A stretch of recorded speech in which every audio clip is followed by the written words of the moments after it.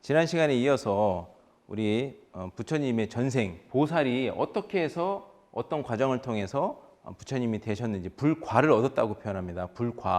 불과를 어떻게 얻으셨는지 그걸 이제 설명을 드릴게요. 자, 이제 이미 수메다라고 하는 이 분은 청년이죠. 그 당시에는 여기 복에 해당하는 이미 또 학문도 다 했고 심지어 집안에 재산이 어마어마하게 많았어요. 그래가지고 이 재산도 이제 관심이 없어가지고 모든 재산을 다 나눠줍니다. 다 나눠줘요. 나눠준다는 건 뭐예요? 또 보시도 한 거예요. 보시 수행은 공덕이 이미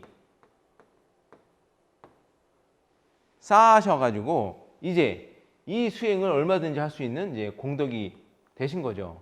이 공덕이 없으면은 진정한 이 지혜 수행하기가 어렵다고 그랬죠. 복이 없으면은 공부하기 어렵습니다. 그렇죠? 전에도 말씀드린 것처럼 산에 가려면은 여러 가지 장비나 음식도 필요하고 옷도 잘 갖춰줘야 되고 뭐 지식도 필요하죠. 이런 걸 다 갖추는 게 복수행이라고 얘기했습니다. 공덕 수행이죠. 공덕이 갖춰져야 산에 올라갈 수 있듯이 마치 부처님 공부도 이런 복덕 수행이 돼야지 됩니다. 그 모든 재산을 다 나눠줬다는 거예요. 이게 쉽지 않죠. 그럴 수 있는 것은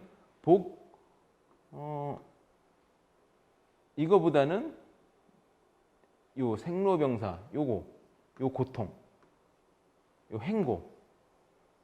행고가 있는 사람인 거죠. 수메다는요. 자, 그래서 이제 출가를 하게 되는 겁니다. 자, 모든 재산을 나눠주고 청년이 이제 출가를 하죠. 근데 이 당시에 수메다가 있었을 당시에 어떤 부처님이 계셨죠? 들어보실 수 있는데 연등불이라고 하죠. 이제 인도 말로는 뒷방가라 부처님이라고 하죠. 뒷방가라 부처님, 연등불 부처님이 이제 과거 칠불도 이렇게 언급하죠. 그 중에서 수메다가 그때 계셨을 때 이제 부처님이 이제 계시다고 하는 소리를 듣습니다. 그래서 모든 사람이 이 부처님께 이제 공양을 올리려고 꽃과 향 이런 것을 막 공양을 올리는 거예요. 그러니까 이 수메다 청년도 부처님이 이제 계시다고 하니까 본인도 부처님을 만나고 싶고 또 공양을 올리고 싶어가지고 꽃을 살라고 했더니 꽃이 없는 거예요. 그런데 지나가다가 어느 여인이 7송이의 꽃을 갖고 있었죠. 그 여인의 이름이 곱비입니다. 곱비. 자, 곱비라고 하는 어느 이름이 이제 한자로는 이제 구리라고 번역이 된 분인데 그 여인을 만났는데 꽃송이를 갖고 있는 거예요. 그래서 자기한테 팔아라. 금은보화를 다 줄 테니까 팔아라. 안 팔죠. 그런데 5개만 판다는 거예요. 왜냐하면 본인도 부처님께 공양 올리는 거라서 2개는 자기를 위해서 공양을 부처님에서 좀 이렇게 공양해달라 이렇게 부탁하죠. 근데 또 하나 조건이 또 있대요. 어떤 조건이냐면은 세세생생 다음 생에 내 당신의 부인으로 될 수 있게 아내로 될 수 있게 그거를 약속해라. 그런 이제 제안을 하죠. 근데 이 수메다가 부처님께 공양을 올리고 싶어가지고 그 제안을 받아들입니다. 그래서 부처님을 만나서 5송이를 던집니다. 여기죠? 5송이를 던지면서 이렇게 이제 소원을 빕니다. 저도 당신처럼 부처님이 되게 하소서. 혼자만의 평안을 바라지 않겠습니다. 눈길과 발길이 닿는 곳마다 고통과 공포가 사라져 모든 이들이 행복을 누리게 하소서. 하늘 위, 하늘 아래 모든 세계에 중생을 건질 수 있는 지혜와 공덕을 갖추게 하소서라고 이제 이렇게 소원을 빌죠.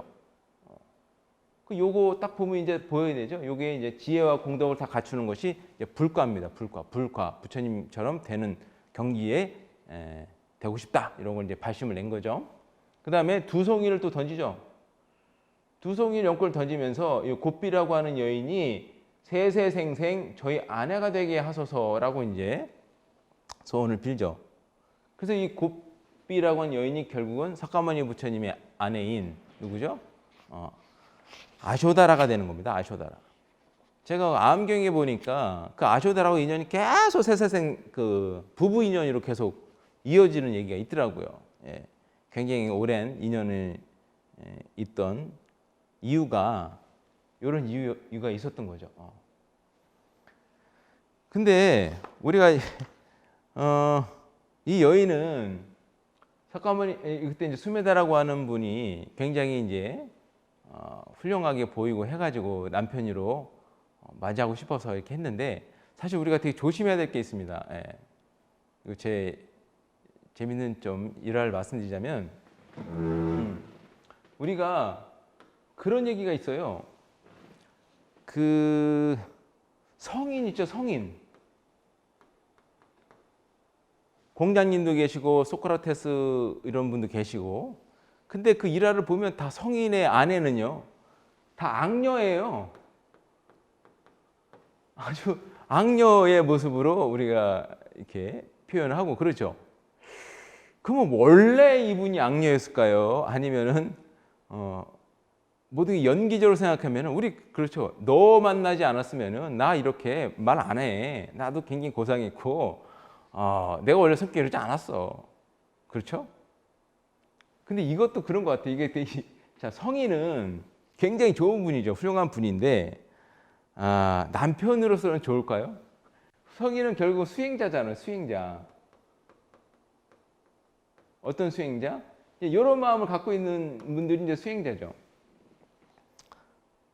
근데 재밌는 것은 자, 굉장히 이기심이 많아요. 어떤 사람이 이기심. 이기심이 많은 사람은 이기심이 많은 이제 사람을 예를 들면 이제 남편을 맞았어요. 이분은 내 편이 되기 쉬워요. 조건이. 근데 여기는 이거 다 자비심 있는 사람은요. 자비심이 많은 사람은요. 어떤 사람이 되게 되면 어떤 편이냐? 내 편도 뭐 될 수 있겠지만 모든 사람의 편이 돼요.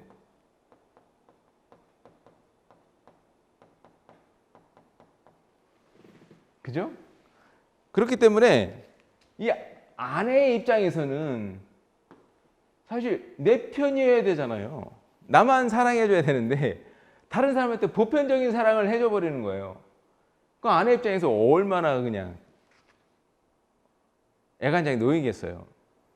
그래서 이 이기심이라는 것도 칼과 같아서 꼭 나쁘다만 볼 수가 없는 거예요. 이기심 때문에 내 가족을 살리는 거고요. 내 나라를 살리는 거예요. 만약에 나라가 막 자비심이 넘쳐요. 그 우리 국민을 위해서 이기적으로 우리가 해야 되는데 다른 나라와 뭐 협상을 하더라도 근데 자비심이 많아가지고 아유 그래 너도 좋고 나도 좋고 다 같이 잘 살자. 그러면은 우리나라 국민은 그만큼 힘든 거잖아요. 마찬가지로 결혼을 했다고 했다는 것은 우리 가족이 먼저 중심이 돼야 되는데 이 자비심이 많다 보니까 가족과 남이 구분이 안 돼가지고 다 보편적으로 사랑을 이렇게 하는 거예요. 좋은 것도 뭐 이 사람 저 사람 구분 없이 막 줘버리죠. 아내 입장에는 정말 얼마나 속이 타요. 내 자식을 먼저 해줘야 되는 게 맞다고 생각이 드는데 그러니까 악녀가 될 수밖에 없는 거죠. 이 사람이 본질적으로 아태만적으로 나빴던 것이 아니라 결혼이라고 전제를 했을 때 그죠? 이렇게 될 확률이 높은 거죠. 그래서 결혼할 상대로는요 조금은 너무 자비심이 많은 사람 너무 성인 같은 사람은 남편감으로는 별론 것 같아요. 이런 분은 존경하는 사람으로 훌륭한 사람으로 그냥 이렇게 존경만 하면 돼요. 근데 사랑하는 사람은 여기 좀 나를 위해서 여기 있는 사람이어야지 남편으로서는 더 좋은 조건인 것 같습니다. 어쩌다가 여기까지 갔군요. 왜 그러냐면은 결국에는 이 고삐도 부처님과 결혼해가지고 나중에 아쇼다라가 돼가지고 부처님이 떠나시잖아요. 아들하고 부인을 두고 이제 떠나잖아요. 물론 중생심으로서 힘들고 괴로운 거지만은 따지고 보면은 부인 입장에서는 굉장히 고통이 좀 있었지 않았나 이런 생각을 해봤습니다. 예. 그래서 큰 분은 내게 아니죠. 예. 자식이고 남편이고 너무나 능력이 많고 너무나 훌륭한 분들은 내게 될 수가 없어요. 내 거라는 그 집착, 내 거라는 생각에서 내려놔야 그분이 진짜 이제 내 사람이 될 수가 있는 거죠. 아이러니하게도 역으로. 자, 또 다시 한번 볼까요? 또. 자, 예. 그렇게 이제 부처님께 연등불에 꽃을 공양 올렸을 때 연등불 뒷방가라 부처님이 수메다에게 이렇게 말씀하십니다. 자, 그 부처님이 그 많은 군중에서 수메다에게 다가가서 이렇게 오니까 수메다가 굉장히 좀 이렇게 놀랬나 봐요. 그래서 하신 말씀이 자, 놀라지 마라. 그대는 과거 생에 많은 지혜와 복덕을 쌓은 사람이다. 그대는 오랜 세월 자신의 재물을 가난한 이에게 베풀고 보시죠. 청정한 계율로 자신을 바로 세우며 요 지계수행이죠. 또 겸손한 자세로 모욕을 참아냈대요. 요 인욕이죠. 올바른 목적을 위해 용맹하게 정진했대요. 정진 바라밀이죠. 몸과 마음을 고요히 안정시키고 선정이죠. 몸과 마음을 고요히 하는 거죠. 그 다음에 참된 지혜, 그러니까 알아차림, 깨달음, 요걸 얻으려는 노력한 사람이다.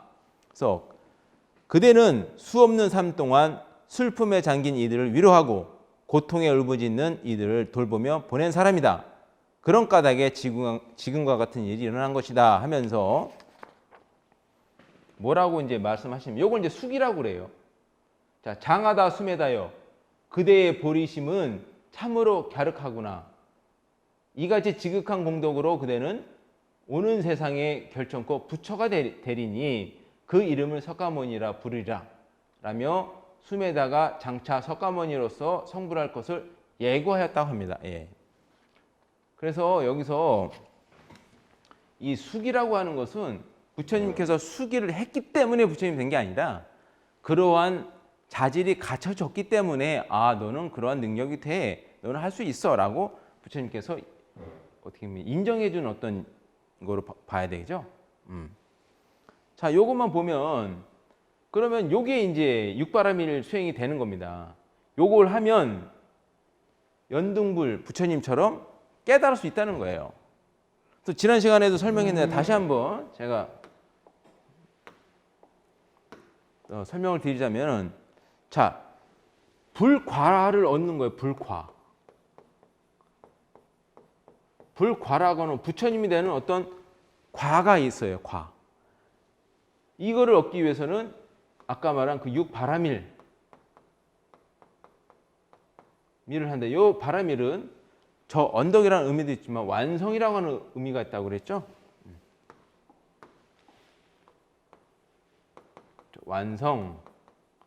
완성이에요. 완성. 첫 번째가 보시 바라밀, 이 지게 바라밀, 인욕 바라밀, 정진 바라밀, 자 선정 바라밀, 육 지혜 바라밀 이렇게 됩니다. 자, 여기서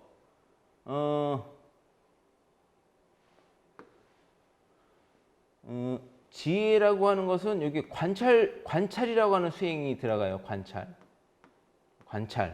수행을 계속 해야 돼요. 관찰하는 겁니다. 알아차리는 거. 아, 그렇구나. 요거는 집중하는 수행입니다. 집중. 그래서 요거를 합해가지고 요걸 지라고 하고 한자로 관이라고 하죠. 그래서 지관쌍수다 이런 표현이 있습니다. 예, 이렇게 이런 말이 있어요. 자, 그래서 여기서부터 여기까지를 우리는 복에 해당하는 수행이에요. 복수행. 복수행. 요거는 지혜수행. 그렇죠? 지혜수행. 요거는 지혜라고 하는 건 결국은 자비심을 기르는 수행이다. 그래서 자비심 수행이라고 하죠. 그리고 자비심이 생기면은 중생을 구제하려고 하는 이게 다 도구죠, 도구. 이게 다 도구입니다. 도구예요. 그래서 요거를 이제 방편 수행이라고도 표현해요. 방편.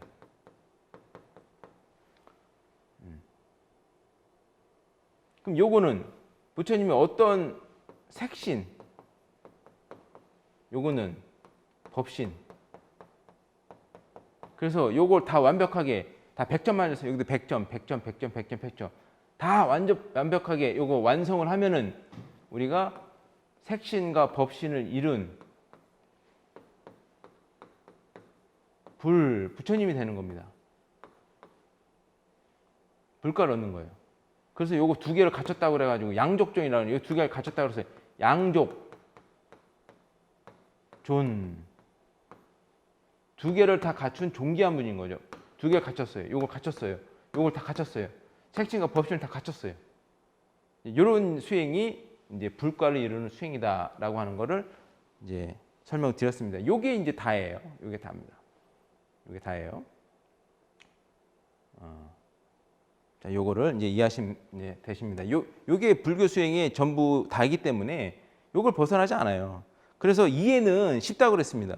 이해는 너무 쉬워요. 이제 이게 다예요. 더 이상 이제 뭐 이해할 게 없는 거죠. 요걸 가지고 실천하는 그 과정이 굉장히 심오해지는 거죠. 예. 예를 들면은 우리가 뭐 건강이라는 것도 아니면 내가 뭐 어떤 좀 살을 좀 빼고 싶어요. 건강이나 살 빼는 거는 굉장히 다 우리 알고 있잖아요. 예. 적당한 음식과 적당한 운동, 규칙적인 생활을 하면 되는데 그 이해는 너무나 이제 우리가 다 되는데 그거를 꾸준히 하는 그 과정이 어려운 거죠. 그래서 한 달 이후에, 두 달 이후에, 석 달 후에 나의 몸의 변화나 그런 것들을 이제 세세하게 관찰하다 보고 알게 되다 보면은 그 안에서 이제 심오한 얘기가 나오는 거죠. 그 실천이 심오한 거지 이 내용 자체는 그렇게 어려운 얘기가 아닙니다. 예.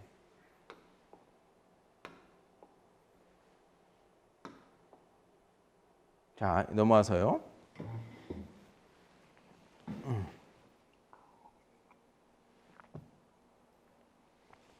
자,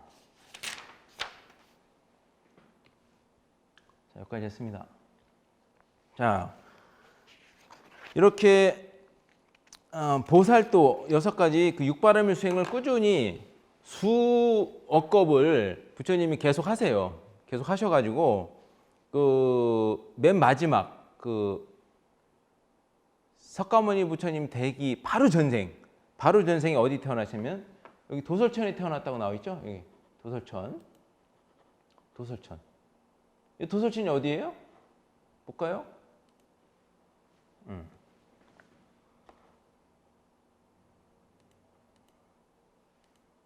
우리 처음에 공부했던 여기 있죠. 도솔천. 예, 욕계 6천.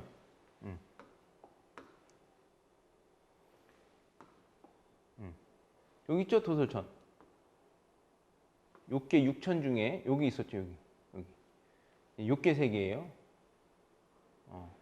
남녀가 있는 세계고 여기에 계셨다가 부처님께서 이제 인간계로 이렇게 내려오시는 거예요, 여기. 내려오시는 겁니다, 여기. 요 과정 얘기하는 거예요. 자, 요 표를 보면은 부처님이 어디 계셨다가 어디로 오시는구나 바로 이해가 됩니다. 자, 볼게요 또.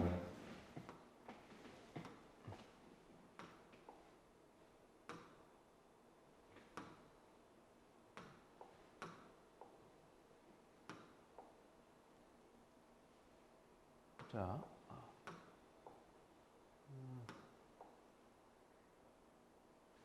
이거군요. 자, 예. 그 아까 그 도솔천에 계시면서 이제 이 지상을 내려다 보시는 거예요. 요 밑을 내려다 보시면서 당신이 어느 곳에 태어날까 이렇게 하면서 보시는 겁니다. 여기 나와 있죠? 천상에서 지상을 내려다 보시면서 앞으로 지상에 태어날 그 지역과 때를 살펴보셨다. 태어날 시간과 땅, 가문까지도 보고 자기를 낳아줄 어머니까지 결정하셨다라고 얘기하죠. 그래서 보살은, 자, 보살과 중생이 다른 이유는, 중생은 업에 의해서 내 의지와 상관없이 업의 업력에 의해서 그냥 나도 모르게 태어나는 거고, 보살은 그 업력을 당신이 움직이죠. 당신이 결정할 수 있는 겁니다. 그게 어떻게 가능할까? 처음엔 저도 생각 많이 들었거든요. 근데 제 이제 여러 가지 경험을 이제 얘기해 보면, 여기 이제 티벳에서 어느 큰 스님이 이제 림포체라는 말 혹시 들어보셨습니까? 림포체?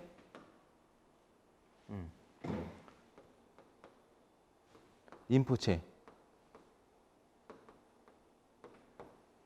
여기 어떤 분이냐면은 바로 전생에 어떤 큰 스님이었는데 그분이라고 이렇게 인정된 분을 림포체라고 그래요. 그러니까 달라이라마 스님도 림포체인 거예요. 왜냐하면 전때 달라이라마를 어렸을 때 이렇게 찾잖아요. 네. 그 찾는 방법은 여러 가지가 있는데, 근데 거기도 보면은 돌아가시기 전에 이제 편지 같은 걸 남깁니다. 그래서 어느 지역에서 내가 태어날 테니 거기서 날 찾아라, 이렇게 편지를 남긴다고 하죠. 제가 인도에서 다람살라라고 하는 곳에서 사라라고 하는 티벳 대학이 있는데 거기서 이제 있었습니다. 거기에 이제 교장 선생님이 계셨는데, 그 사라라고 하는 그 대학, 이제 티벳 아이들이 공부하는 대학이거든요. 그거를 어떻게 보면 건립하신 교장 선생님이 계신데 돌아가신 거예요. 근데 그분을 어느 순간 제가 있었을 때 얘기를 들었는데 그분을 찾았다는 거예요. 그 어디서 그분을 찾아가지고 다시 그 사라라고 하는 곳으로 데리고 온다고, 저 있었을 때 제가 그 얘기를 들었습니다. 그렇게 찾더라고요, 진짜로. 그 다음에 또 예전에 요거는 그 좀 요거하고 좀 다른 얘기긴 한데, 제가 예전에 그 티벳 스님 중에서 아는 스님 중에서 한국에 계셨던 분이 있습니다. 예, 근데 그 스님이 한국에 계시다가 다람살라, 인도 다람살라에 문문관을 하시는 큰 스님들이 계시대요. 거기 가서 이제 신경을 하고 이렇게 이제 얘기를 들어보면은 한국에 갔다 왔다고 얘기했는데 그 스님이 한국 더 갔다 오신 것처럼 이렇게 말씀하시고 한다는 얘기를 하시면서 참 신기하다, 뭐 이런 얘기를 제가 들은 적이 있습니다. 예. 근데 또 거기서 내가 또 어떤 약간 좀 믿거나 말거나 한 얘기인데, 그 포화 수행이라는 수행이 있어요. 포화 수행. 포화 수행이라는 수행이 있는데 그거를 이제 수행하는 분들이 계시대요. 근데 이 수행을 뭐냐, 의식을 마치 죽음의 상태와 비슷하게 만들어 가지고 그 수행하는 거래요. 그 이유는 뭐냐면 사람이 죽은 다음에 수행을 하면은 그 수행의 어떤 속도가 굉장히 빠르게 성취할 수가 있대요. 많은 그 수행들을. 그래서 그걸 미리 연습하는 수행이라고 하는데, 그래서 이 포화 수행을 하면 의식이 이렇게 이제 밖으로 나오기도 한대요. 그래서 우스갯소리인데 학생들이죠, 스님들이, 공부하는 스님들이 공부 안 하고 막 돌아다니면은 그 의식이 이제 나와서 돌아다니면은 그 스님께서 그 막 찾으러 다니고 야단치고 막 그렇다는 얘기가 있는데, 아무튼 신기한 얘기죠. 믿거나 말거나 한 얘기긴 한데, 아무튼 그렇게 해서 우리 보살이라고 하는 분들은 능력이 저희가 이제 이해 안 되는 능력들인 거죠. 그래서 이렇게 도솔천에 계셨던 우리 보살이죠, 부처님께서 다음 생에 태어날 곳을 이렇게 결정하셨다. 결정한 곳이 어디냐면은 여기 저희가 알고 있는 정반왕 마야 부인에게 태어나신 겁니다. 태어나셔가지고 잉태를 하실 때 그 코끼리 얘기 나오죠. 예. 그 6개의 뿔을 갖고 있는 하얀 코끼리, 그 얘기가 나옵니다.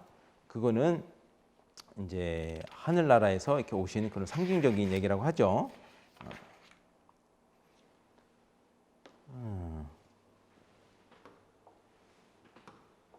자, 여기서 부처님께서 태어나셔가지고 바로 그 7걸음 걸었다고 하는 얘기가 다 아시는 얘기일 겁니다. 그래서 7걸음을 걸으시면서 하늘 위와 하늘 아래 나 홀로 존귀하네. 모든 중생은 모두 괴로워하고 있다. 내가 저들을 편안케 하리라 하시면서 7걸음을 걸으셨다 하는 얘기가 있죠.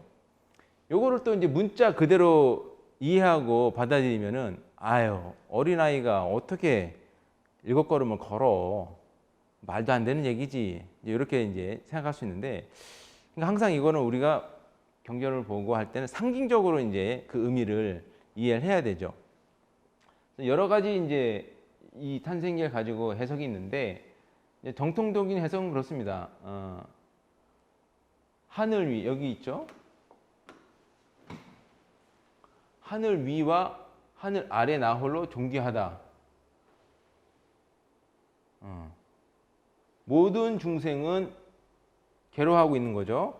요걸 내가 편안하게 하리라. 이게 무슨 이야기냐면 요 표로 또 이해하면 됩니다. 우리가 자,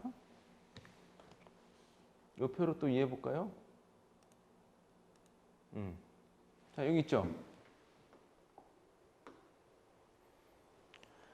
하늘 위.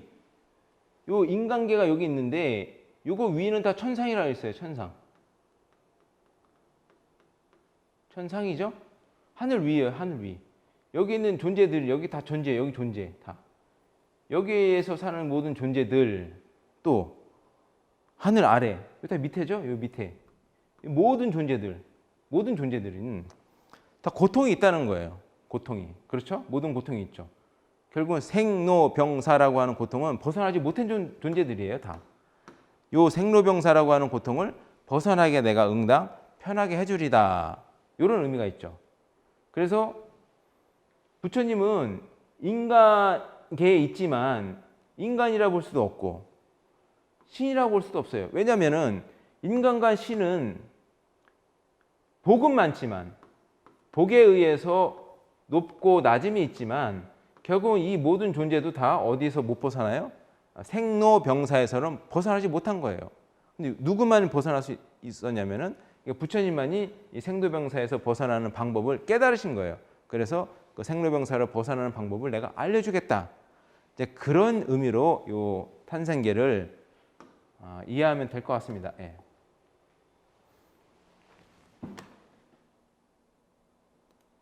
자, 아이고.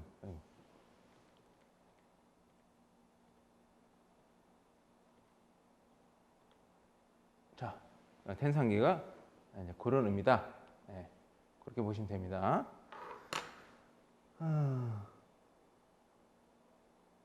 또 이제 새로운 이제 해석으로는 이런 해석도 있습니다. 그러니까 부처님 당시에 그 브라만 종교는 신이 중심인 종교였거든요. 그래서 그 신에 의해서 내가 행복할 수 있다. 그런 타력적인 종교였는데 그렇지 않다. 내가 가장 존귀한 존재로서 내가 행복에서 벗어날 수 있다고 하는 인간 존엄의 의미도 담고 있다. 이렇게 또 해석하는 경우도 있죠. 그래서 요 탄생계는 그런 이제 해석들이 있다라는 걸 이해하시면 됩니다. 이제 왕자가 이제 태어났어요. 왕자가 태어나가지고 그 당시에 아시타라고 하는 이제 큰 도인이 있었죠. 그 도인한테 부처님 이제 이 태자를 이제 왕이 보여주면서 어떤가 이렇게 물어보죠. 근데 이제 아시타 선인이 굉장히 나이가 많으신 분이었는데 갑자기 막 우세요. 그래서 막 슬프게 막 우십니다. 그랬더니 이제 왕하고 왕비가 놀랬을 거 아닙니까? 놀랬는데 왜 우리 태자한테 무슨 안 좋은 증상이 있어서 그런 겁니까? 그랬더니 그런 게 아니고 그 내용이 이거예요. 왕자는 32가지 대장부의 형상과 80가지 미묘한 모습을 갖추었다. 그래서 세속에서 있으면 전륜성왕이래요. 전륜성왕이란 왕 중의 왕인 거죠. 모든 걸 다 통일하고 완전 성인 군자 같이 나라를 다스리고 그런 이제 왕을 의미하는 거거든요. 그 왕이 될 거래요. 세속에 있으면. 근데 세속을 떠나 도를 닦으면 반드시 부처님이 될 거라는 거예요. 붓다가 되어가지고 널리 중생은 구제할 것입니다. 그런데 태자는 집을 떠나 붓다가 될 거라고 이렇게 예언한 거예요. 왜 울었냐면은 당신은 이제 나이가 많으시니까 분명히 부처님이 되실 건데 부처님이 돼가지고 나도 큰 깨달음 얻기 위해서 들을 기회가 사라진다는 의미에서 울었다는 거예요. 너무 슬프다고. 부처님을 못 뵙고 내가 이렇게 나이가 많아서 죽게 되는구나 하면서 그 슬픔의 그 눈물을 흘렸다는 거죠. 결국은 부처님이 된다는 건 예언이 된 거예요. 그래서 출가를 못하게 부처님이 아주 그냥 세속에서 아주 향락과 즐거움만 누리게 아버지가 막 노력했다. 이제 이런 얘기가 있죠.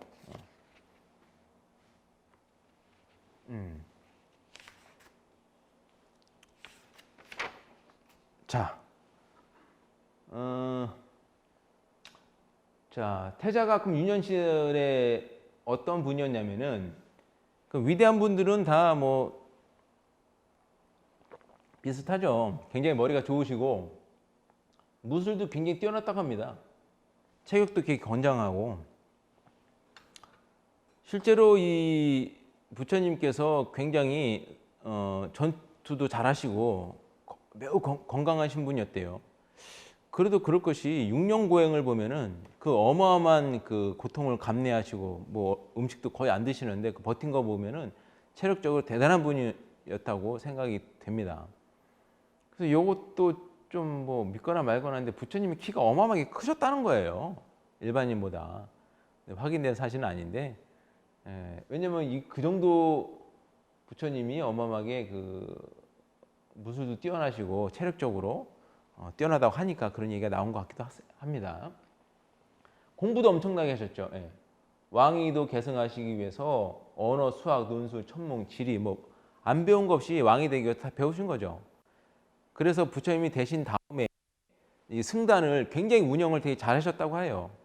그것은 이런 세속적인 이런 지식, 지혜를 다 배우셨기 때문에 그게 이제 가능하지 않았나 하는 얘기가 있죠. 부처님의 그 일대기 중에서 요게 굉장히 중요해요. 자, 잠부나무 아래서 선정을 이제 했다는 얘기가 있는데 요것도 한 12살 정도에 이거 선정이 든 적이 있어요. 그 경험이. 그때는 이제 농경사회였잖아요. 농경사회에서 가장 중요한 게 그 봄에 그 파종을 하는 행사가 있었는데 거기 이제 따라가게 된 거죠. 거기서 이 12살 이 아이가 이 고통의 광경을 목격합니다.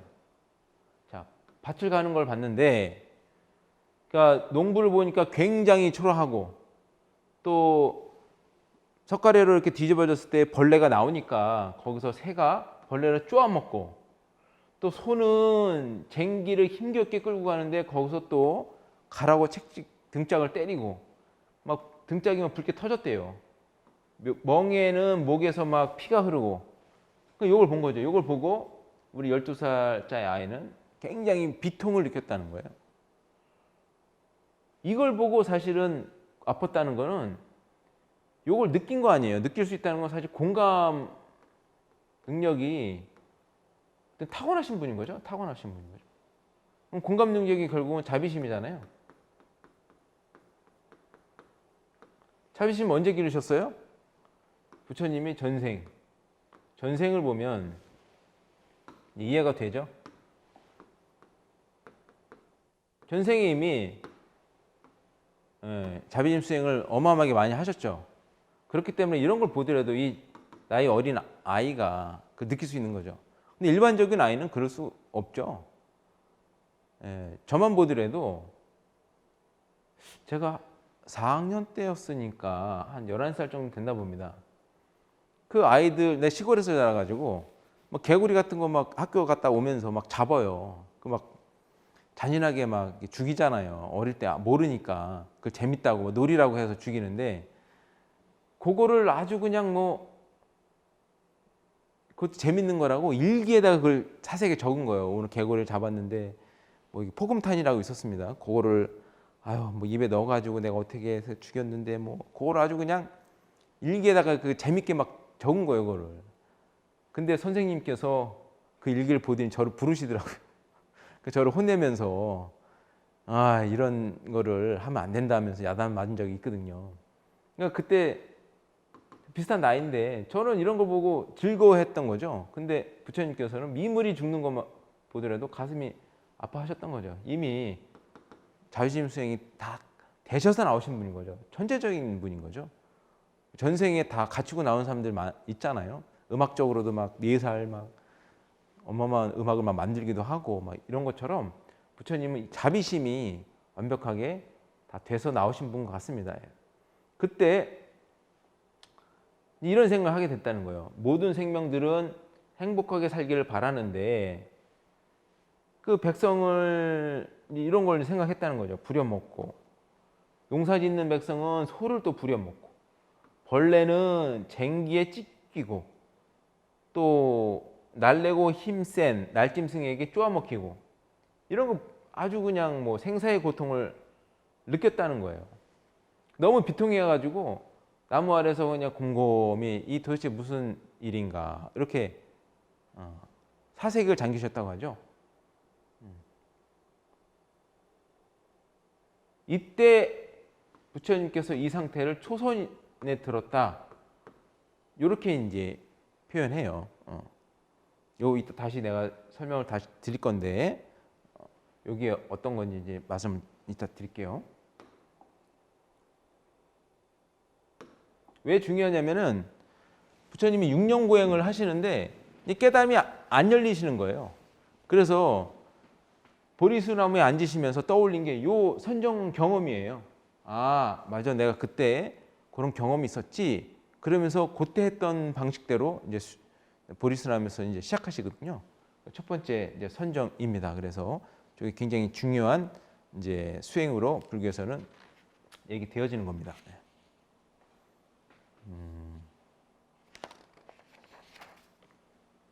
자, 그 부처님께서 이제 성령이 되셔가지고 이제 아이도 있고 결혼하셨는데 이게 굉장히 유명한 얘기죠.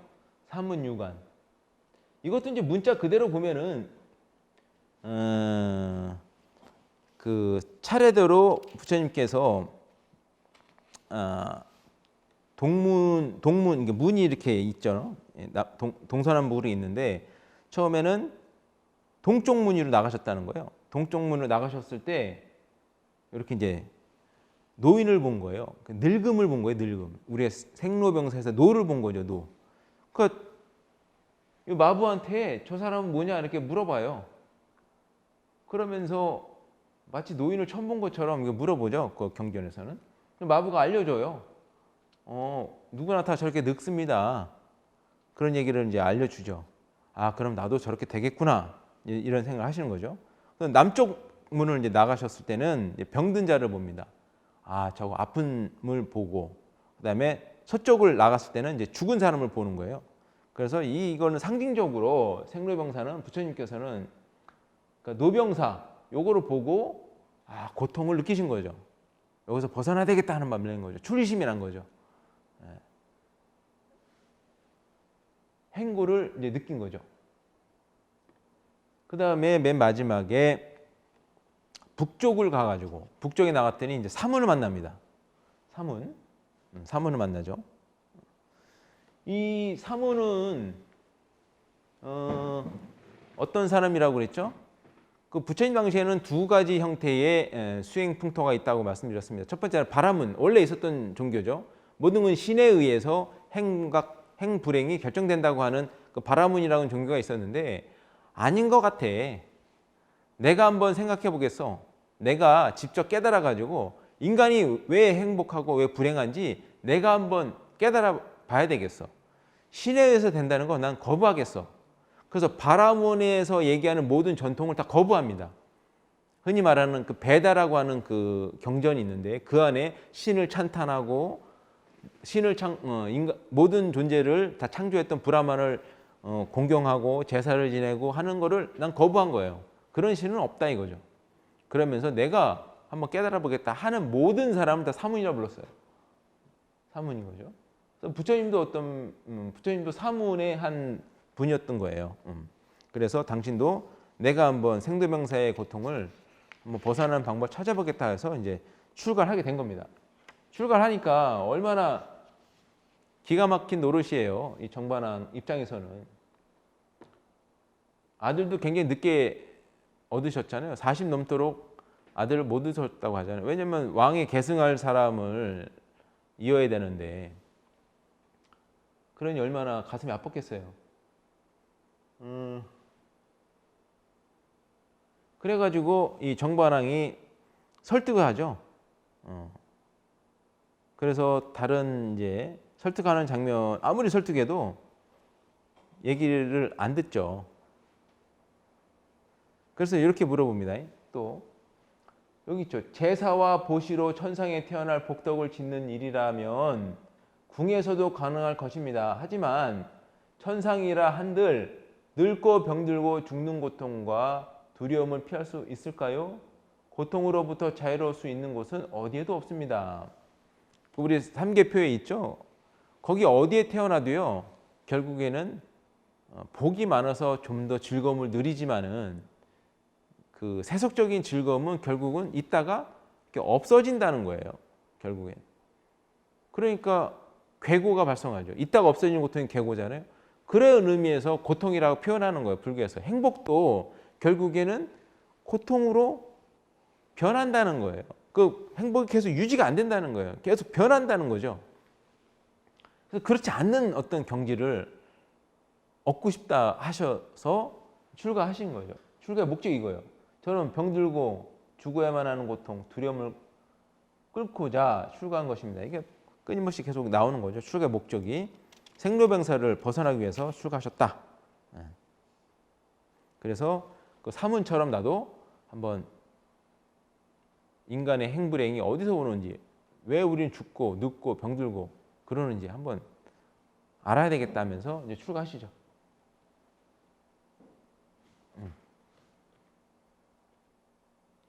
자, 출가를 하셔가지고 그 당시에 굉장히 유명한 두 사람의 스승을 찾아갑니다. 첫 번째 스승이 이분이에요. 알랄라 깔라마. 이분은 어떤 선정을 알려주신 분이냐면요. 무소유처정. 이건 이제 사마디가 이제 삼매 같은 말인데 한번 읽어볼까요? 자, 일체 존재로부터 자유로운 경지래요. 자신과 외부에 그 무엇도 가질 수 있는 존재가 없다는 것이니 일체 세간에 대한 욕망과 자신의 육체에 대한 욕망까지도 넘어선 삼매의 경지래요. 요거는 경험하지 않고서는 이게 무슨 말인지 전혀 알 수 없는 겁니다. 이게 그래서 그냥 이렇게 있다는 거 정도만 우리가 한번 숙지하면 좋을 것 같습니다. 경험하지 않고서는 아무리 얘기해도 알 수가 없는 거죠. 예를 들면 어린 아이한테 뭐 결혼의 즐거움이랄까, 고통이랄까 아무리 얘기해도 들을 때는 뭐 듣지만은 그게 경험하지 않고서는 도대체 무슨 말인지 이해 못하는 것처럼 경험해봐야 아는 거죠. 근데 두 번째 스승을 찾아가죠. 첫 번째 경지는 부처님께서 이거 갖고는 깨달음을 못 얻는 거나 이게 아셔요. 그 다음에 마지막에 우타카 라마푸타라고 하는 사람을 찾아가서 요 정중에서 맨 끝머리 이 선정을 수행하시죠. 요거는 아무것도 없다는 생각조차도 없지만 그렇다고 해서 아무 생각이 없는 상태는 아닌 삼매를 말하는 거예요. 근데 결국은요, 이 선정은 요 머리로 하는 어떤 거예요. 생각이니까. 요건 어떤 수행이냐면은 표에서 한번 또 볼까요? 요거로 다 이해가 가능해요. 요 표가 그래서 굉장히 중요한데, 자 다시 왔습니다. 이 표. 자, 첫 번째, 자 여기세요.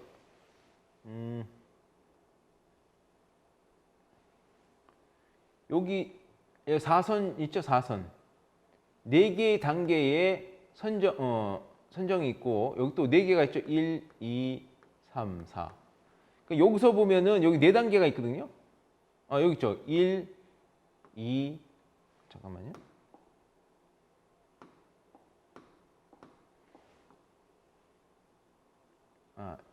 다시 여기 볼까요? 뭐가 잘 보이나? 여기 있죠. 자, 이 초선이 여기 1선이라고 해요. 그 부처님께서 12살 때 그 잠부수 나무에서 들었던 선정이 요 단계. 요 색계에 해당하는 어떤 내 마음 상태예요. 색계라고 하는 그 선정이라고 하는 것은 결국은 감각적 욕망에서 벗어난 어떤 상태인 거예요. 여기에서는 남녀의 어떤 욕구도 이미 사라진 상태인 거죠. 두 번째, 2선이 있고 3선이 있고 4선이 있는 거예요. 요거는 어떤 명상을 통해서 들어가는 어떤 단계래요. 그 다음에 여기 6번째가 있고 5번째가 있고 여기가 6번째고 여기에 7번째고 여기 8번째예요. 요 선정이 아까 말한 첫 번째 스승을 찾아간 거죠. 알랄라깔라마를 찾아간 선정이 요겁니다. 요 무소유 첫정. 그 다음에 두 번째 스승이 요 비상비비상처. 요게는 이제 무색계. 어떤 생각 같은 거죠. 생각. 이 생각이 무한하게 펼쳐지는 어떤 세계.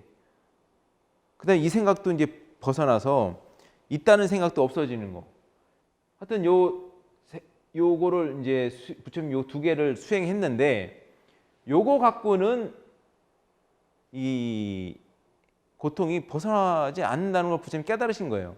왜냐하면 요 정에 들어있을 때는 마음이 편안하고 고요하고 아무 문제가 없는데 깨서 다시 움직였더니 똑같다는 거예요. 똑같은 문제가 벌어진다는 거예요. 그래서 우리가 이걸 어떻게 표현했죠? 요거로 해볼까요?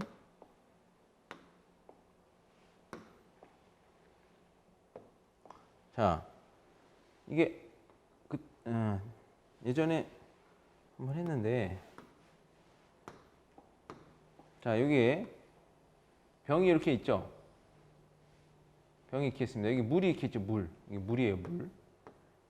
물인데 여기에 이제 뭔가 이렇게 안 좋은 찌꺼기들이 이렇게 있는 거예요. 이렇게 있는 거예요. 그래서 이걸 가만히 둬요. 가만히 두는 거는 이제 아까 말한 그 정에 해당하는 수행인 거예요. 이게 가라앉겠죠? 그럼 여기 이제 가라앉습니다. 그럼 이렇게 가라앉을 거 아니에요. 이렇게. 그래서 여기를 보면은 아주 맑고 깨끗하잖아요. 근데 다시 이 정에 나왔더니 요것이 다시 올라오더라는 거예요. 이렇게. 요 수행이 아까 말한 그 7선과 8선 수행은 요런 같은 수행인 거예요. 차분하게 어떤 경지는 되는데 근본적인 건 안 없어지더라는 거예요. 그래서 요걸 없애기 위해서 부처님께서 어렸을 때 요걸 관찰하는 이제 흔히 말하는 우리가 선정이라고 하죠. 네. 요거는 지관. 요건 관찰 수행. 요건 집중. 요거는 집중 수행. 요게 균등하게 해서 요거를 쳐다본 거예요. 나를 쳐다본 거예요. 그랬더니 여기 발견된 거죠. 그래서 요거를 완전히 부처님께서 발견하시고 도가 열리신 거예요. 요 지관 쌍수는 4단계가 있는 거예요. 4단계.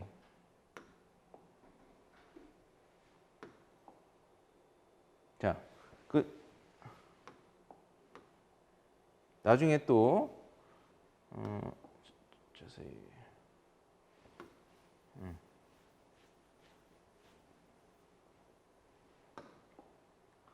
자, 여기 있죠? 요걸 이제 지하고 관수행이 다 포함해가지고 하는 수행이 된 거죠. 이 수행을 통해서 첫 번째 해서 이제 어떤 번뇌들이 이제 하나씩 없어진 겁니다. 두 번째, 세 번째, 사선에서 부처님이 이제 깨달았다는 얘기가 나와요. 부처님이 열반에 드실 때도 처음엔 초선에 드셔가지고 이게 쭉쭉 올라가십니다.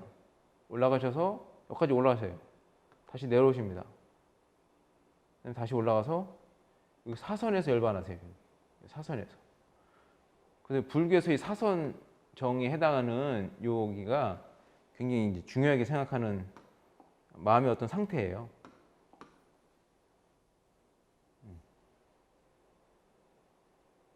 그리고 그 위에 아무튼 그렇습니다. 예. 요걸 말하는 거예요.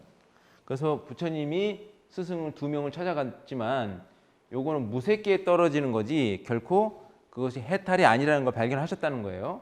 여기는 어마어마한 삶을 살지만 결국에는 이것도 다시 윤회 세계라는 것을 부처님이 깨달으신 겁니다.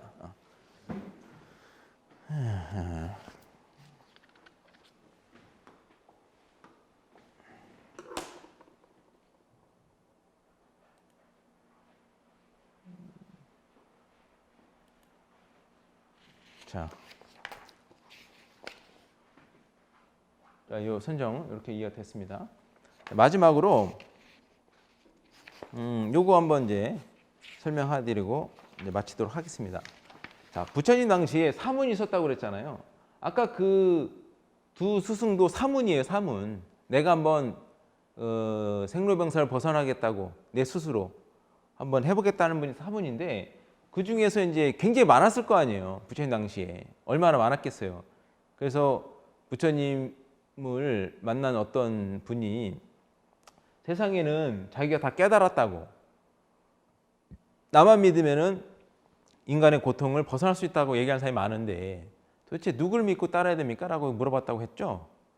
그때 우리 같으면은 나 같으면은 내 말이 진실이고 다른 건 다 거짓이야. 그 믿지 마라고 얘기했을 것 같은데 부처님은 그렇게 말씀 안 하셨다 그랬죠. 뭐라고 얘기했냐면은 이런 사문들 이거 다 깨달았다고 하는 사람들이거든요. 이 사람들이 얘기할 때 이 사람이 덕망이 높다고 해서 인물이 잘생겼다고 해서 말을 잘한다고 해서 명성이 높다고 해서 그런 걸 가지고 그냥 무턱대고 믿지 말라는 거예요. 그러면서 그 얘기를 잘 들어보고 그 얘기가 맞는지 틀린지 따져본 다음에 나한테 도움이 되는지 안 되는지를 살펴서 도움이 되면 그때 취하라 이렇게 말씀하셨거든요.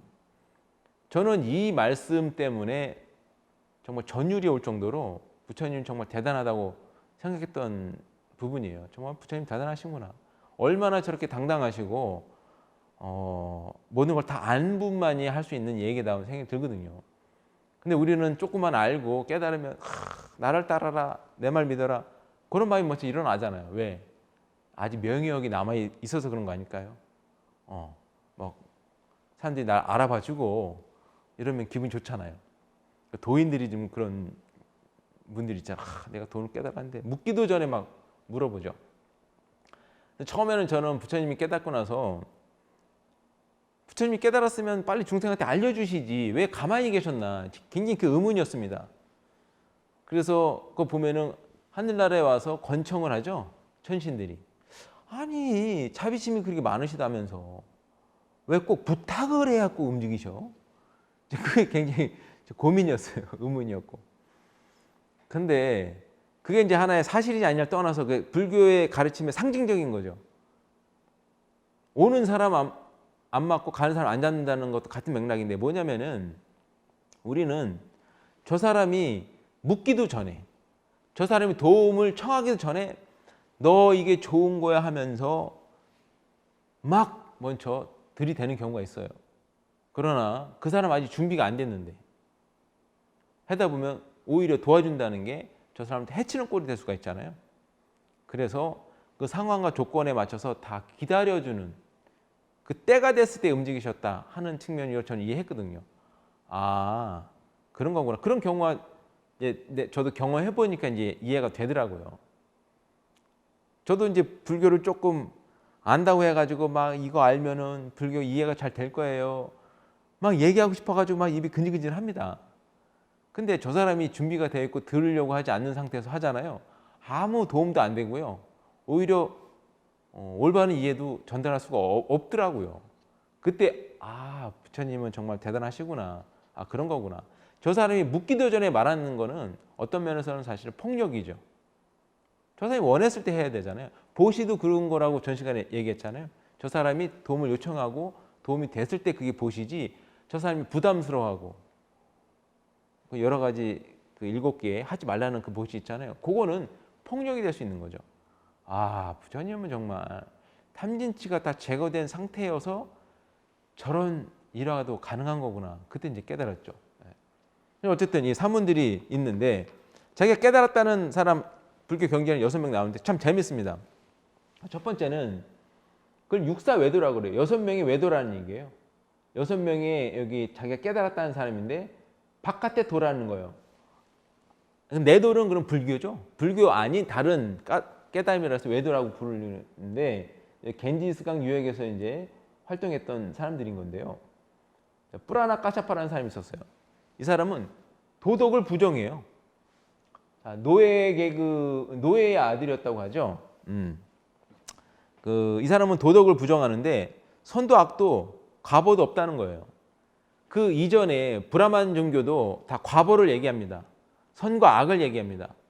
그래서 사성 계급을 나눴잖아요. 브라만, 크샤트리아, 바이샤, 그다음에 수드라, 요 계급을 나눠가지고 요 계급은 선과 악이 있어서 그걸 잘 다꾸고 해야 좋은 데 간다고 하는 과보가 있다라고 다 알려준 거예요. 근데 노예 계급이잖아. 노예 계급. 노예 계급은 어느 정도 수준이냐면요. 요 사성 계급에도 못 들어가는 계급들이 있습니다. 그걸 불가촉 천민이라고 부르는데 제가 인도에 있었을 때만 해도 그때도 지금 언제예요? 불과 길어야 이제 10년 좀 더 뒤인데 얼마 아닌 상황이잖아요. 근데 불가촉 천민에 해당하는 사람들이 실제로 있습니다. 아직도. 그런 사람들 눈에 띄면 안 돼요.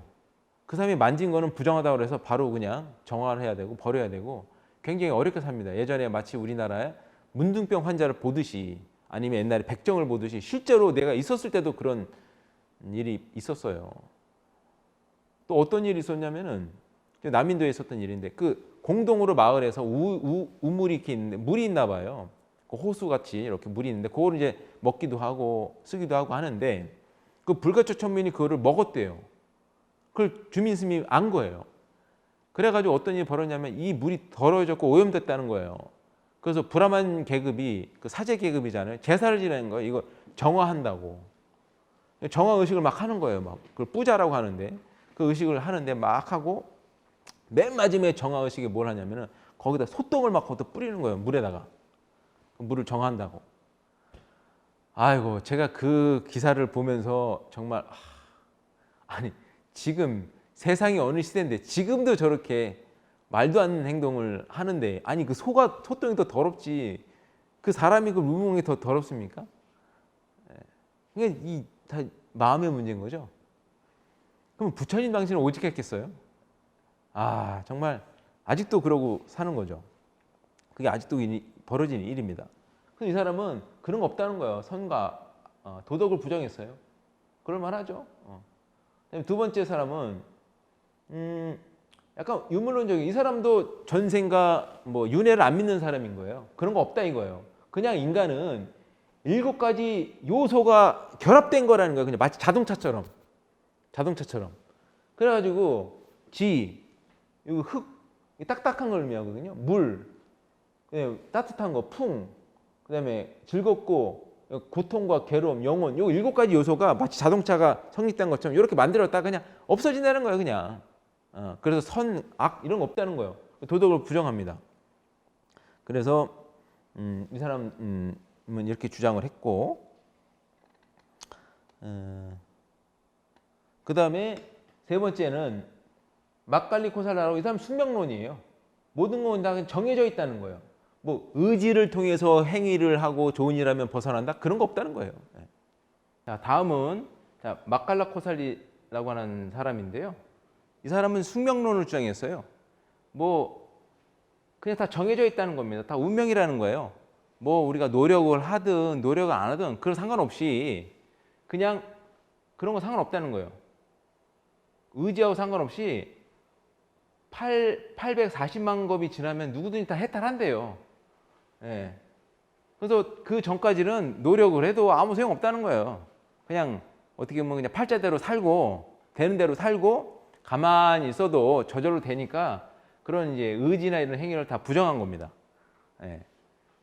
그래서 이런 주장들이 지금 보면 굉장히 터무니없는 것 같지만 사실은 이 6가지 이제 나중에 다 설명드리겠지만 요거에 해당하는 삶이 다 우리가 살고 있습니다. 이 벗어나기가 참 순경론도 이게 굉장히 뭐 쉬운 것 같지만 어렵죠.